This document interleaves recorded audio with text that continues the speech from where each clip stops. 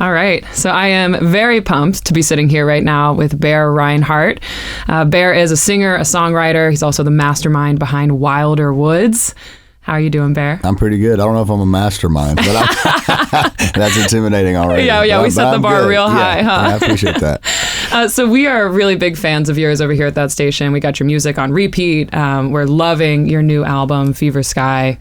And we're really, really excited to see you tonight over at Lincoln Theater with Abraham Alexander. It's going to be a really good time. But all that to say, you're obviously a very busy dude, so we really appreciate you taking some time out today and sitting down with me. Do you want to go ahead and jump right in? Yeah, let's do it. All right, good deal. So I saw that the name Wilder Woods was inspired by your kids. Yes. So I would love to hear a bit more about how family and fatherhood has played a role in your music and in this project specifically. Yeah, it plays a huge part, even when you are not trying for it to, you know what I mean? I think I tell people I've got 3 little boys, they're 7, 5, and 2. And I've learned more, as a human, I think, since they've been around than I did the 20 years before it. Yeah.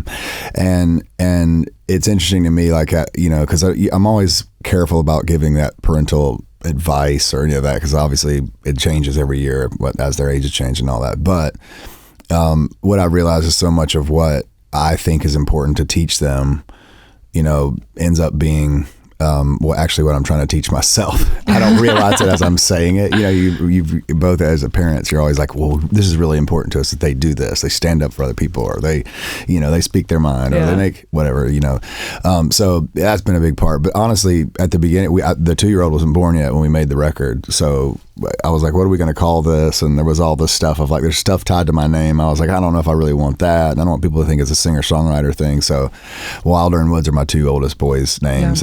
Yeah. And they honestly could give a crap about that. Right.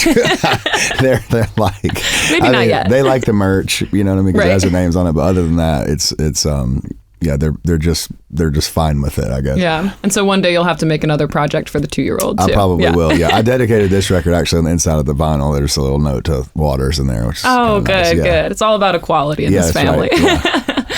Yeah. So I think, as a lot of folks know, you are also the front man for Need to Breathe, which is a much different project, right? I mean, that's Grammy nominated, multi-platinum, touring arenas and playing with a full band. So how has it felt, and how does it feel to transition to a solo project?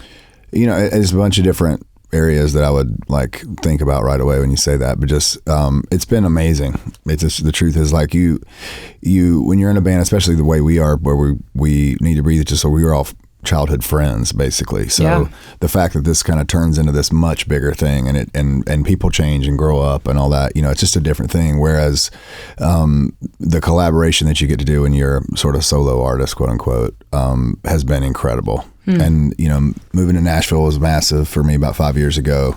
Really, kind of to do that, to write with other people and meet producers and players that I loved, that were peers of mine in my mind, So it's different, because obviously you go out and play a club and there's no dressing room, and there's, all that kind of stuff that you remember. But I would say, even, speaking as a guy in Need to Breathe too, the clubs, when they first sold out, it was the best part of our career that could happen. It's amazing as it gets bigger, clearly, but there's nothing like, that 500 to 1,000 seat club that's just packed and sweaty and that thing.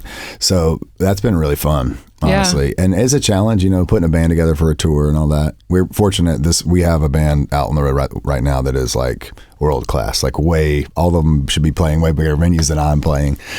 So it's been a lot of fun every night, kind of just get up there and let them do the work. Yeah. That's really beautiful. You can experience the juxtaposing things all at once. It's also just about not taking things for granted, because it's hard to make it. I think that's probably another reminder. Just you start a new project and you think, well, I'm playing this place, I'm already this people know who this is.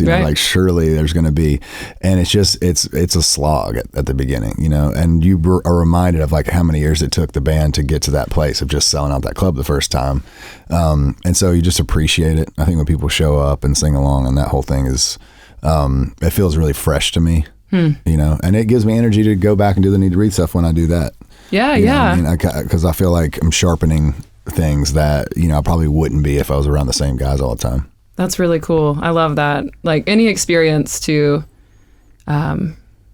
revisit humility is always a very good one. Yeah. Well, creativity, that's just where it comes from. And you need to be lost truly. yourself, or challenged, or, kind of. So this certainly has done that for me. There's been moments where I'm like, whoa, this is, I don't know what to do next. Well, we're all really happy you took that leap. No, thank you. And so you just had your newest album come out, and very recently, a few weeks ago, March 24th, it's called Fever Sky.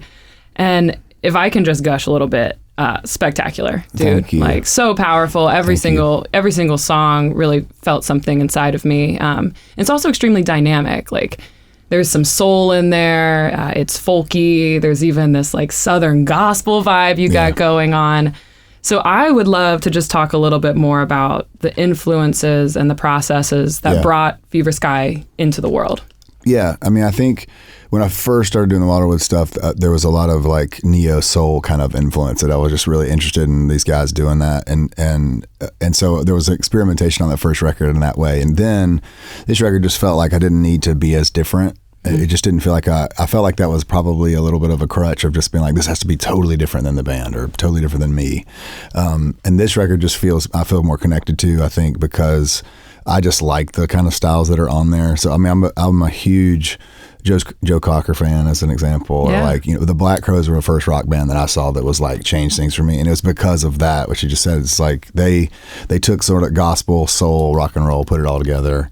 And so there's this dream I have for the Waterwood stuff that's like I can see 5 years down the road where there's a massive band, there's a horn section, it's like James Brown or something like that. Yes. I love this idea of like a bigger band with a vehicle, is the vehicle for these songs. And then I just picked the songs I liked. It wasn't, but the only other consideration really was songs to play on the tour, because the first record was, because it had some neo soul influences, they're all like 80 BPM and pretty slow, and then you go out to play a club, you're like, whoa, I got to do an hour of this same tempo, so it's pretty tough. So a lot of the stuff on the record, at the end at least, were things that I felt like would make the live show better. And so I don't know. I think it's hard for me ever to look at a record only as the album itself, because I think so much is about like a stepping stone in your career, and it plays with what you can do live and how that builds that into this, and all that. So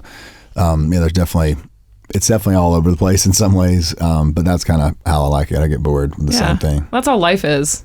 Yeah. There's a lot of paths we're always taking and things that are coming in, and I mean, we play a few of the songs from it a lot at that station. Maestro Tears Don't Lie is a big one. But for anyone listening, I highly recommend that they give it a listen through and through. I mean, it is truly, truly beautiful what you've done. And thank you. I'm grateful you brought it into the world. Thanks. So my final question for you, it's a real tough one. Okay. What's next for you? What's next for Wilder Woods? And then how can folks keep up with what's happening in your life? Just on the road right now. We've got, I think, about 20 more shows maybe. And then I'm doing some stuff over the summer. I'm getting to open up for the AVETs at Red Rocks. Which oh my gosh. Oh, that's incredible. So I'm just excited about that kind of opportunity coming next. So hopefully I'll tour with some other people soon. And then probably a new record, honestly, sooner than it was between the first two. Just like we got busy, the band made 2 records in between, and it was kind of in COVID and all that stuff. So, I'm loving doing it. So I think we'll keep hammering the Wilder Woods thing the next couple of years, and then the band is making a record, which is almost done right now. So I'm in the middle of like doing mixes for that right now, which is kind of crazy. Man. Yeah. And being a dad and all that. It's whatever. It's easy. All at once. No, it's really fun though. It just keeps you fresh. I feel like I can get my head into one thing for a while and then go back. It's just like such a nice perspective to have. Yeah, totally. Bear, thank you so much for sitting down with me. This has been a lot of fun. You are awesome. Thank you. Y'all, please come on out to Lincoln Theater tonight. We got Wilder Woods, Abraham Alexander. It's going to be a gorgeous, powerful show. Would love to have y'all there. And if you can't make it out, or even if you do, definitely listen to Fever Sky. It'll change your life. Nice. Another high bar that. for you. Yeah, I like that. I like it. Yeah, thanks so much for being here again. Of course. Thanks for having me. Appreciate you.